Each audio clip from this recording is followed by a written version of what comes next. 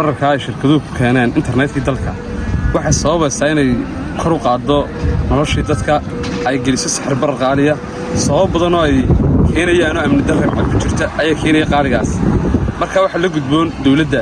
inay shirkadaha dalka ay ka qabato dadka danyarta ee isticmaala adeegooda ay kaga faa'iideysanayso duruufta shirkaddan Telesom oo maanta lagu kordhisay waxa weeye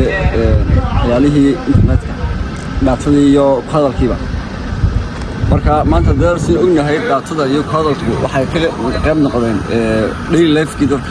sida afka bariiska loo deedeeyaa maxaa ahayd 0.5 dhaatada internetka lagu shubanayo marka la qaali gareeyo dawladdu waxa kamid ah macaashadii la qaali gareeyo ay kamid ayay la macno marka waxaan oolahay markii aad jibiseen hadalkii berigii $7 ka dhigteen bil in la isticmaalo dadku aad bay farxeen waayo waxa u soo kordhisay wax fiican laakiin marka maanta markiliya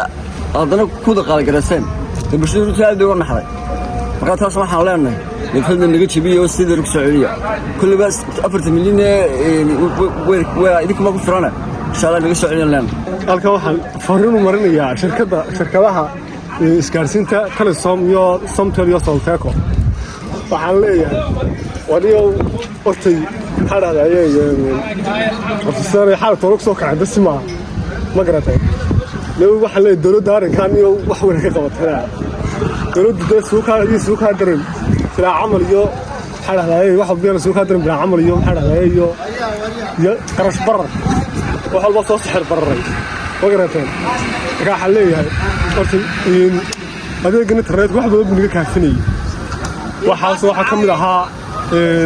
تطبقون أو بالعمل هاي وحفظ ست شوي oo internetka naga mashquulsana waxa dhacay herdii la fariisanayay oo internetka lagu wada mashquulsana